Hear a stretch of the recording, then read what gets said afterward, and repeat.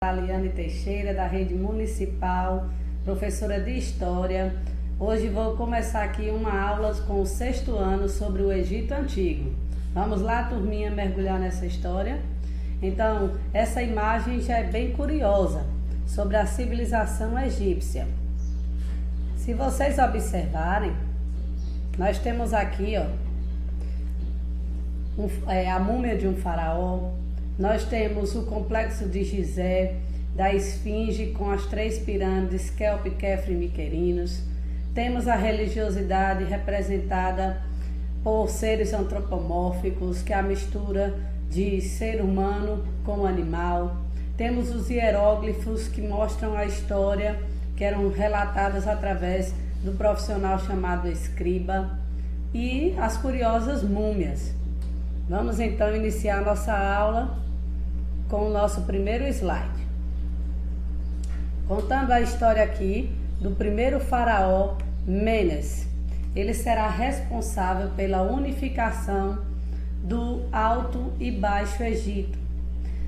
Nas margens do rio Nilo se organizavam várias províncias, várias cidades chamadas nomos, cada uma com suas leis, governada por nomarcas. Então, a coroa branca representava o Alto Egito, a coroa vermelha, o Baixo Egito, e com a unificação dos 2 impérios pelo primeiro faraó, Menes, nós teremos as 2 coroas unidas aqui, nessa imagem, que é a coroa dupla, mostrando a unificação do Alto e Baixo Egito. A coroa na guerra, ela era essa azul com a serpente aqui em destaque.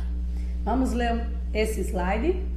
Menes ou Mene foi provavelmente o sucessor do faraó protodinástico Escorpião II Seleuque e é considerado como sendo o unificador do Egito e fundador da primeira dinastia, porque toda a história do Egito nós teremos várias dinastias onde estará organizado nas 3 fases que são chamadas, de Alto Império, Médio Império e Baixo Império.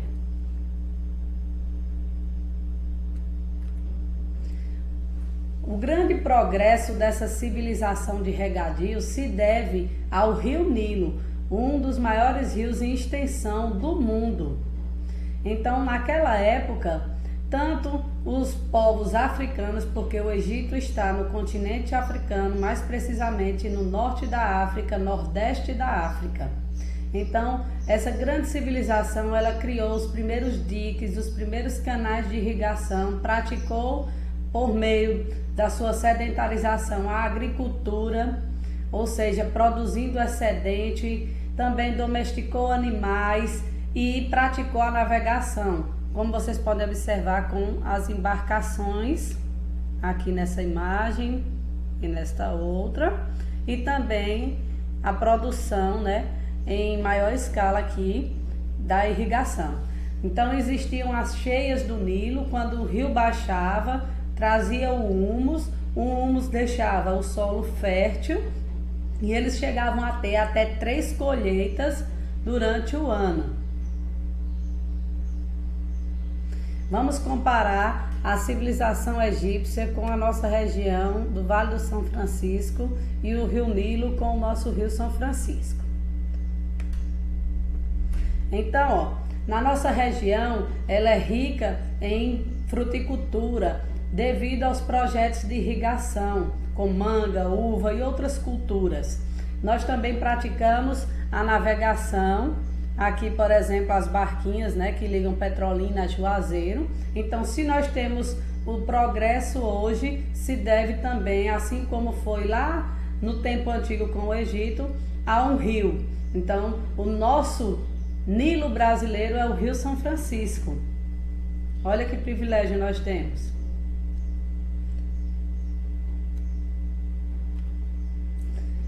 Aqui mais uma imagem mostrando os camponeses no Egito trabalhando, praticando a domesticação de animais, como bovinos, e também a colheita do trigo, e da cevada.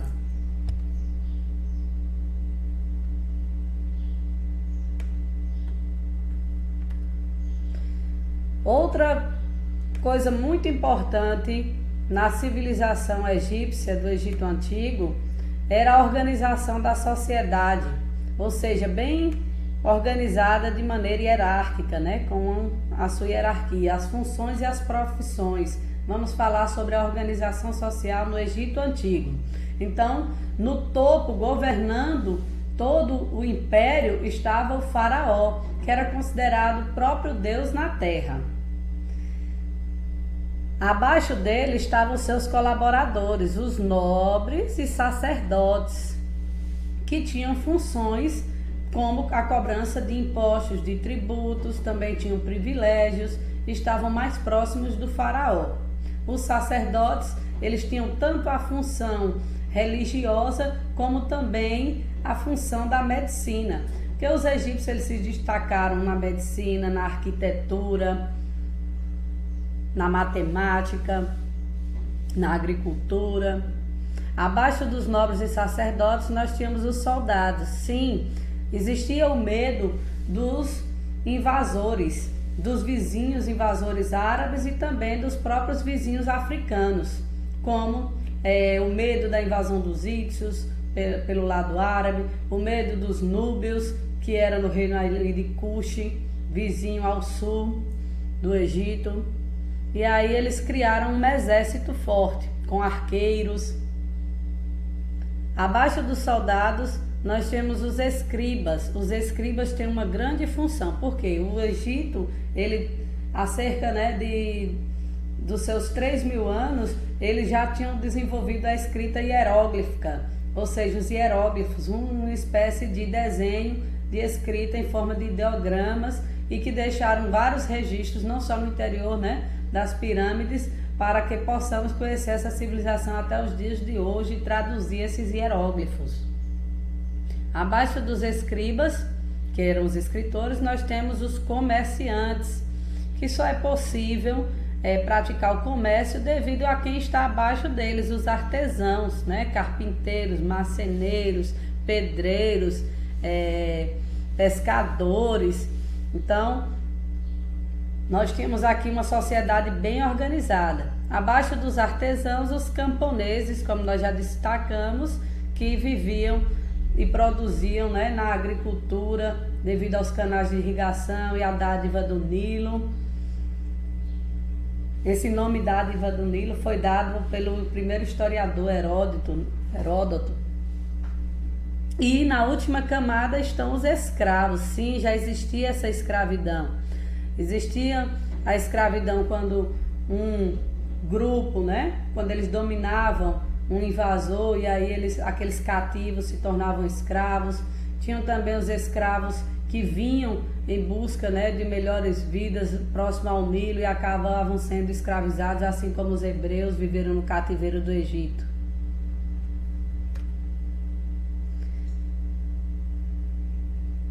Aqui nós temos as pirâmides de Gizé. A primeira delas foi Kefren, depois nós tivemos Kelpis, Miquerinos e a Esfinge. As pirâmides de Gizé é o principal complexo que até hoje está lá intacto no Egito, certo? Quem for visitar o Cairo, no Egito, capital do Egito hoje em dia, pode fazer uma visitação às pirâmides de Gizé. Então nós temos aqui a Esfinge, é um ser antropomórfico, onde tem a cabeça de ser humano e o corpo de leão. Essa mistura nós chamamos de seres antropomórficos. Muitos dos deuses também eram caracterizados como cabeça de animais e eram seres antropomórficos. Muitas curiosidades sobre as pirâmides. As pirâmides eram túmulos dos faraós e de nobres também, e que eles eram enterrados com todas as suas riquezas e acreditavam que iam reencarnar no mesmo corpo, por isso que eram mumificados. Nós vamos falar aqui do processo de mumificação também. Então a religião, o misticismo, ele era muito forte no Egito Antigo. Os egípcios, eles eram politeístas. Poli significa vários, teísta, Deus. Então eles acreditavam em vários deuses, como Anubis, Ra, Ísis, Osíris, entre outros. Deuses que eram importantes para eles, para terem boas colheitas, e ali eles faziam suas oferendas. O processo de mumificação, já que os faraós, eles acreditavam que iriam reencarnar no mesmo corpo. Nós temos aqui uma representação da múmia em um museu, de uma múmia, e esse processo acontecia da seguinte maneira, ou seja, mostrava que eles eram evoluídos na medicina, eles retiravam os órgãos que entravam em putrefação e o restante do corpo era embalsamado com o que seria hoje bicarbonato de sódio, né, sal, e fazia com que essa múmia ficasse com o corpo, né, preservado, já que eles acreditavam na vida após a morte. A cronologia egípcia, como eu citei lá no início do vídeo, se divide em Antigo Império, Médio Império e Novo Império.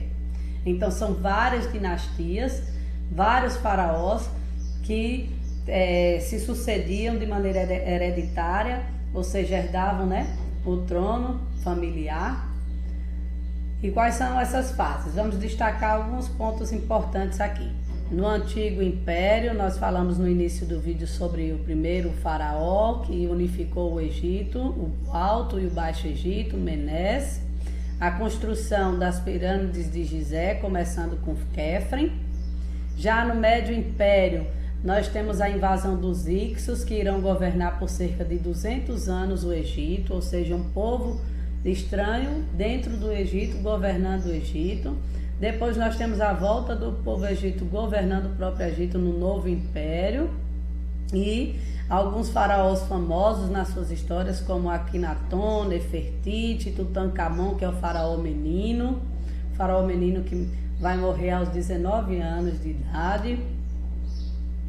E temos, após essas dinastias, a invasão dos povos persas no Egito, depois o período ptolomaico, a conquista por Alexandre Magno da Grécia Antiga e, por último, a invasão por Júlio César, né, do Império Romano, e a ocupação romana no Egito, onde ele terá, né, um caso com a Cleópatra.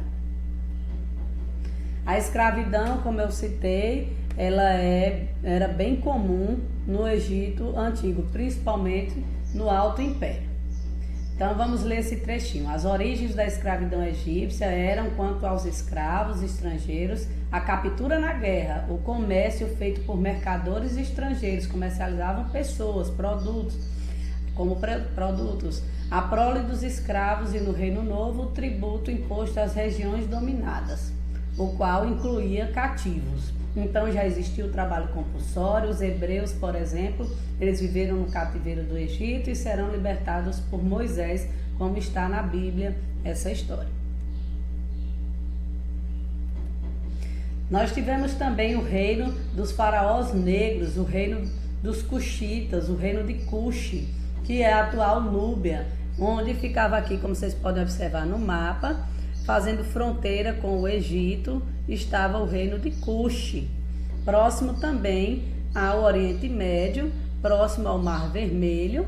Esses árabes também comercializavam com os dois reinos. Então aqui nós temos a figura de Taarca, certo? Que teria sido um faraó negro. E o reino de Cuxi, ele desenvolveu a parte da metalurgia, a parte ourife, construiu pirâmides. Então era bem semelhante à cultura egípcia. A diferença é que eles tinham uma característica que hoje é mais comum na África, mais ao sul, ou seja, a cor da pele negra. Obrigada, e vamos